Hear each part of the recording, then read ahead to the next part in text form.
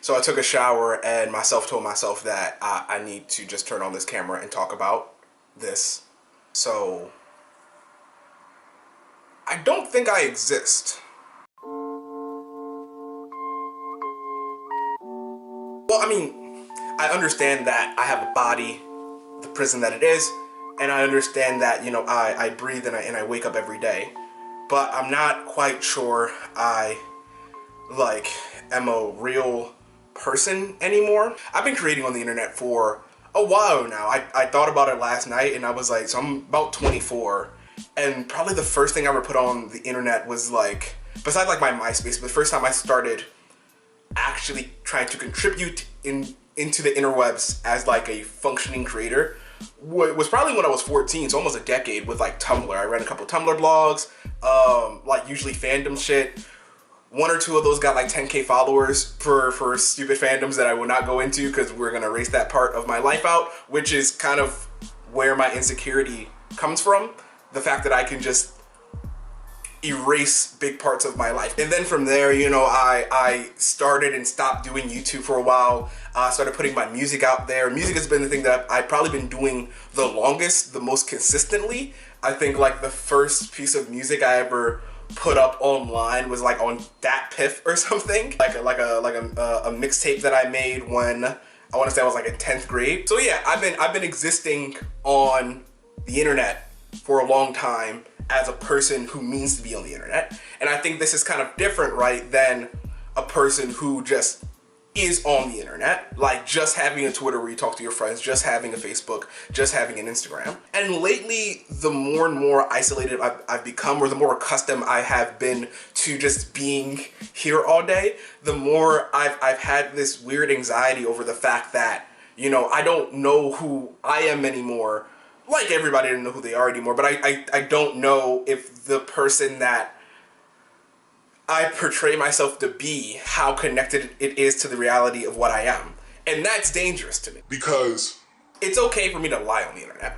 Y'all know me, I don't know you. It's another thing for me to actually forget parts of myself that were very important to me back in the day, but I didn't document them, or they weren't part of the pretend person I wanted to be on MySpace or on Tumblr, and to just not remember them at all. Now, usually this is solved by having like longtime friends who can say like, oh, you can pretend to be this person who you want to be. But I remember back in middle school when you were wearing, you know, them Elmo t-shirts, nigga, you know, when you came through with the fake Pradas, you know, you ain't shit. And that's important to have friends that have been around that long to tell you who you are. I think the relationships we keep are actually the history we make of ourselves, not what we tell ourselves.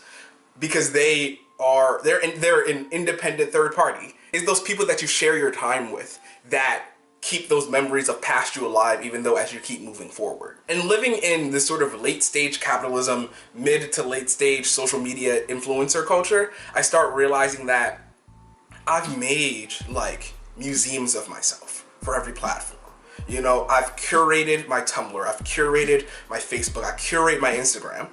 These are who I want to be. And I think there's an honesty in that too. I think I used to say, and it sounds kind of ignorant now, or like, it sounds kind of young-minded, but I used to be okay with the fact that people were lying on social medias because I felt like I got more information out of them. I don't really care about who you are. I'm way more interested in who you think you are or who you want to be, because that tells me more about where your mind is at, you know? To be honest with you, I don't have a lot of memories past college. Guess what?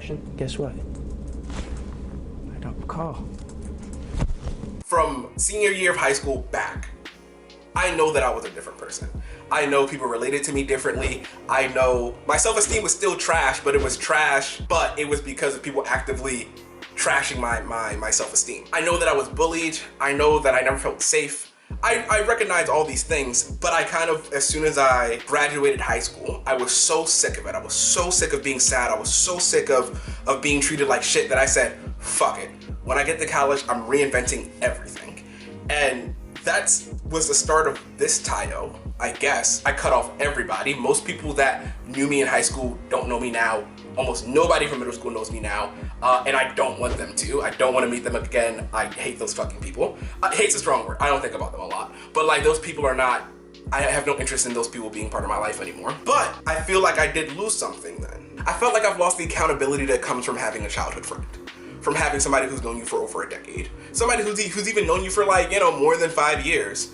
The friends that I have now that I made when I first went to college, like they're my closest long-term friends. And you know when we reminisce over who we used to be, like I do feel the kind of nostalgia, but it also helps me narrativize my own personal history, my own personal self-image, that like, oh, I started here and now I'm here and this is why that happened. And I can be reminded of that, and I can be reminded that I wasn't always this person, that my experiences have transformed the way that I see the world.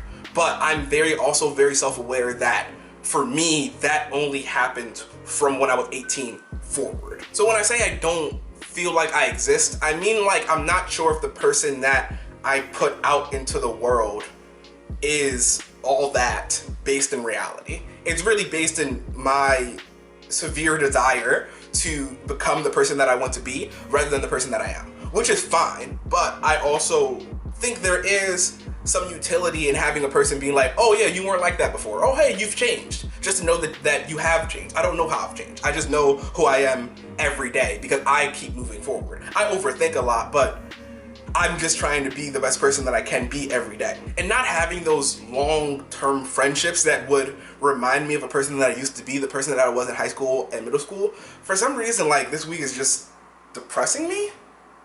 I feel like a fraud. This is like imposter syndrome on like 10. Why the fuck you lying? Why you always lying? Oh my God.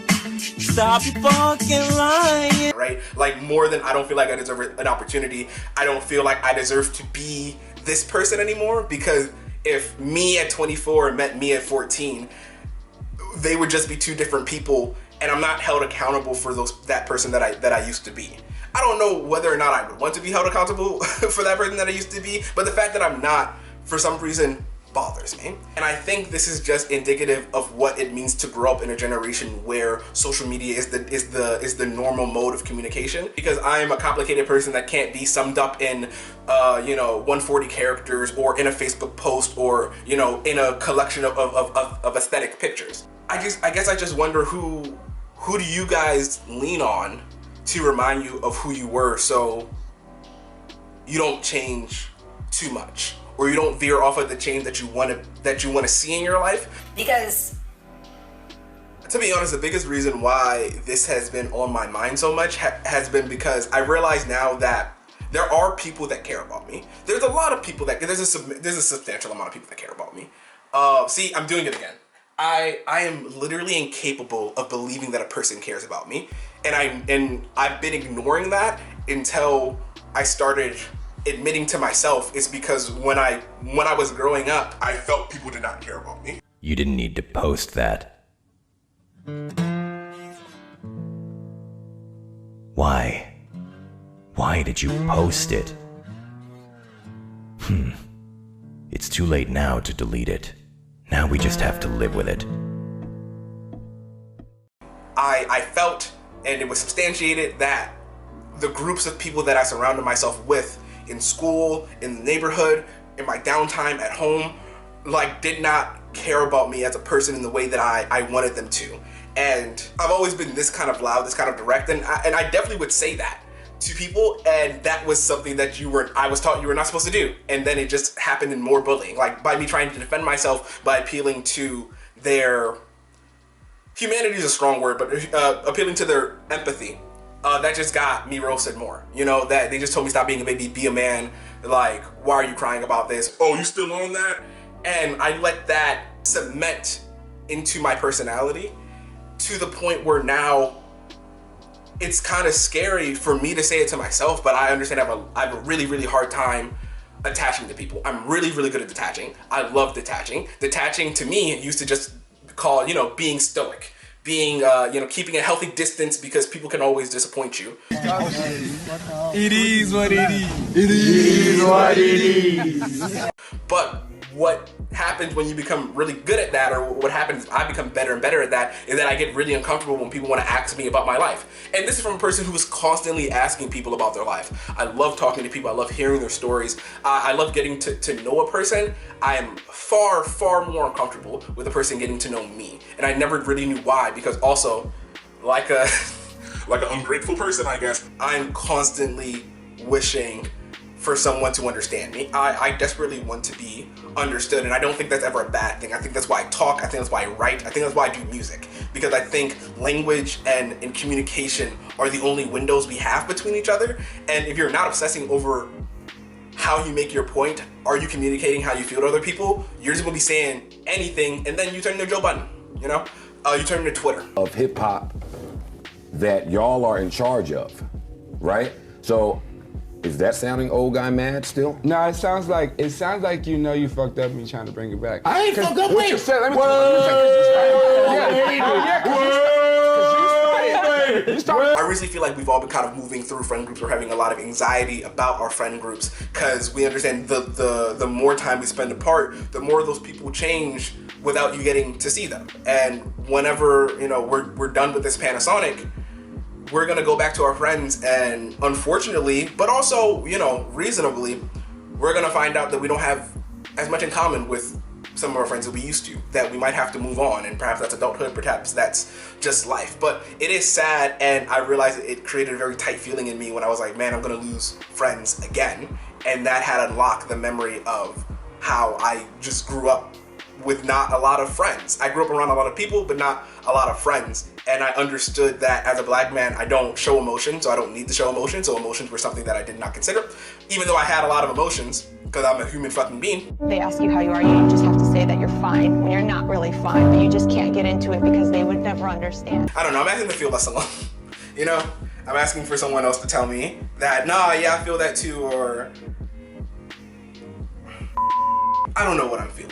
I just know that it makes me feel really weird that I'm not sure who the real me is anymore. I know who I want to be, and I know who I can, and I know ways that I can present to be that person that I would like to be, but I have a very big issue with who I am now, understanding who I am now, and I have an even bigger fear of asking somebody who I am now because I'm afraid I won't like the answer. And I just tend not to think about myself all that often. I tend to think about other people because myself is scary. This video does not have any good answers. It's just, I wanted to talk about it because it's really been bothering me. And if you have any advice, I would love it. If you have a similar memories or you feel a similar way about yourself, I would love to talk to you guys about it because I don't know, I haven't been able to talk to a lot of people who also feel this way. So yeah, this has been Color Mind. That's Tayo. I'll see you guys next week.